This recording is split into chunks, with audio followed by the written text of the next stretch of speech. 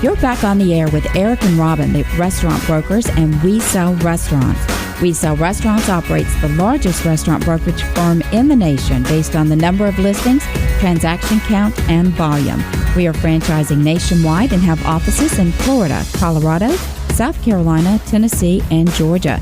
Today, we are talking about those brave souls. They walked away, guys, from those big paychecks in corporate America, and they said, I want a life in the restaurant business.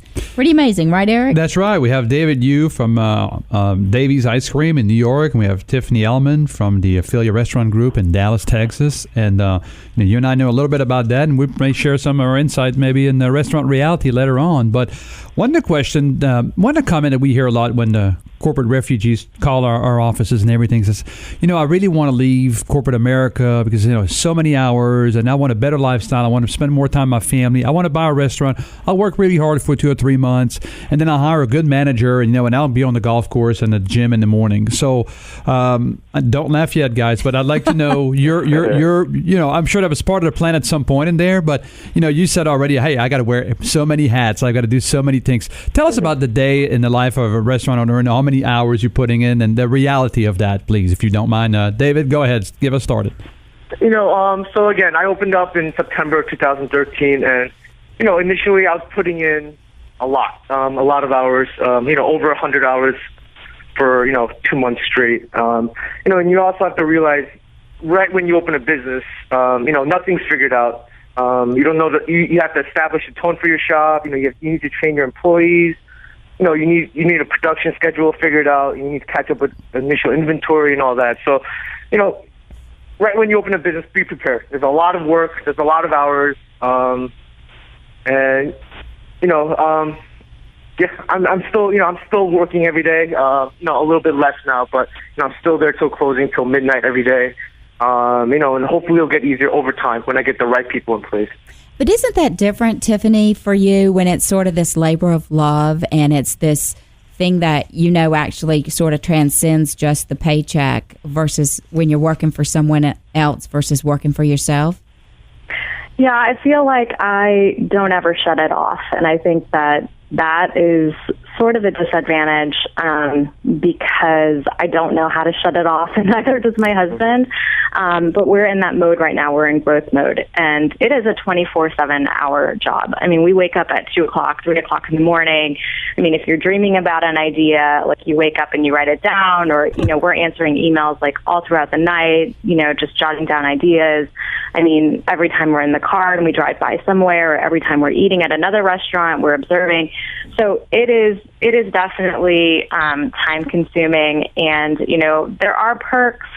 You can schedule your own schedule, but most of the time it ends up being that you work more. I would agree with that. So that would be my opinion. You describe a lot of things that Robin and I do on a daily basis, and we don't own a restaurant. Yeah, we see a restaurant. We pulled over. I can't go in the restaurant and just look at it and enjoy the meal. I'm counting the servers and looking at the plates, and it is, but it's a lifestyle. We tell people it is a lifestyle, and if you love it, it's like the guy that plays football, and he practices 8 hours a day, and he goes to the game. I mean, he doesn't see it as work. If you are passionate about it, it's not work, so you don't mind the hours. Would that be a true statement? Exactly.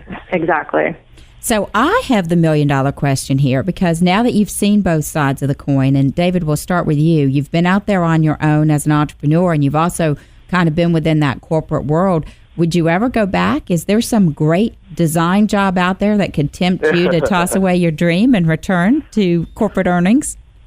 Initially when I started my own business, I finally opened up. I did have that. It was a bit of a culture shock for me. Going from a whole, studio life into a business life. But, I still miss it for sure. I don't think I'll ever go back, but I definitely miss it. And, I actually still freelance on the side when I have a chance here and there. And how about you, Tiffany? Is there some major global retailer that could swoop you away from the restaurant business and get you back on a plane around the world? That's always a possibility. I mean, I do have kids, so this business is a challenge, and I feel like, sometimes I feel like, oh my gosh, if I was back at a 9 to 6, like my life would be so much easier. But it just depends. It's a whole different lifestyle change, but it takes a lot of investment, and so far we're successful. But 9/11 could happen again, and something else could come up. So you never know.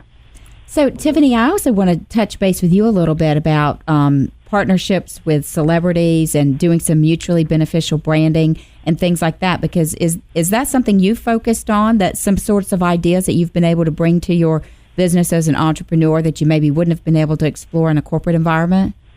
Yes, for sure. For sure. We actually, in one of our concepts, Tak Pao, which is the Thai concept, we just partnered with chef celebrity Jet Tila. You can see him on Cutthroat Kitchen on the Food Network. And, that was something that just kind of arose out of chance. And sometimes I think these sorts of opportunities bring you in contact with lots of people that you would have not had exposure to, and you just end up meeting, all sorts of individuals. And we were lucky to have been able to meet Jet and to continue a relationship with him, and timing worked out so that we could develop a true friendship, and out of that we decided to enter into a partnership together. And so I think for us that's been wonderful, because we can take this opportunity to really try to focus our concept on a national perspective.